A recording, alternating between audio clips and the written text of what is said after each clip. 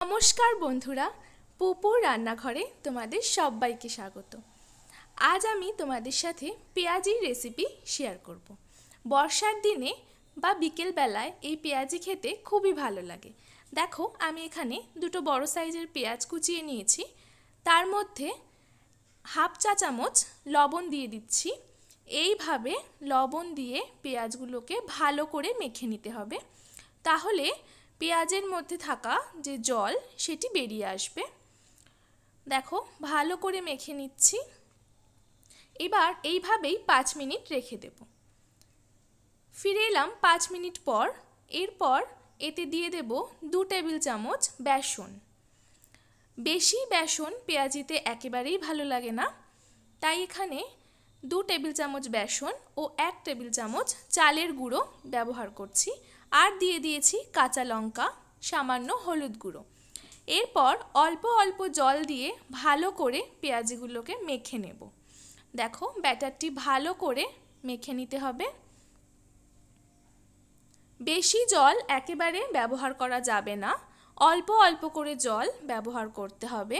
একেবারে বেশি জল ব্যবহার করলে কিন্তু ব্যাটারটি পাতলা হয়ে যাবে, সেক্ষেত্রে পেঁয়াজিগুলো ভালো হবে না। দেখো, এখানে ব্যাটারটি প্রস্তুত। এইভাবে ব্যাটার তৈরি করতে হবে।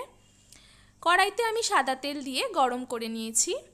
এবার আমি একটা একটা করে পেঁয়াজি তেলের মধ্যে দিয়ে দেব। দেখো, এখানে আমি পেঁয়াজিগুলো তেলের মধ্যে দিয়ে দিচ্ছি। গ্যাসের ফ্লেমটি মিডিয়ামে রেখে ভালো করে গোল্ডেন ব্রাউন করে পেঁয়াজিগুলোকে ভেজে নিতে হবে। দেখো, ভালো করে উল্টে পাল্টে আমি পেঁয়াজিগুলো ভেজে নিচ্ছি। মিনিট 3-4 সময় ধরে ভালো করে পেঁয়াজিগুলো ভেজে নিতে হবে। গ্যাসের ফ্লেমটি অবশ্যই মিডিয়ামে রাখবে, লো ফ্লেমে কখনোই পেঁয়াজি ভাজবে না। পেঁয়াজিগুলো এখানে আমার ভেজে নেওয়া হয়ে গেছে। এবার আমি একটি প্লেটে তুলে নিচ্ছি। তৈরি হয়ে গেছে আমাদের আজকের রেসিপি পেঁয়াজি। ওপর থেকে একটু বিট লবণ ছড়িয়ে দিচ্ছি। বিট লবণ ছাড়া কিন্তু পেঁয়াজি একেবারে অসম্পূর্ণ। দেখো, বৃষ্টির দিনেই হোক বা বিকেল বেলাই হোক, এইরকম পেঁয়াজি কিন্তু আমরা সকলেই খুব পছন্দ করি। পেঁয়াজির সাথে একটু মুড়ি হলে খুবই ভালো হয়। তো বন্ধুরা, কেমন লাগলো আমার আজকের ভিডিও?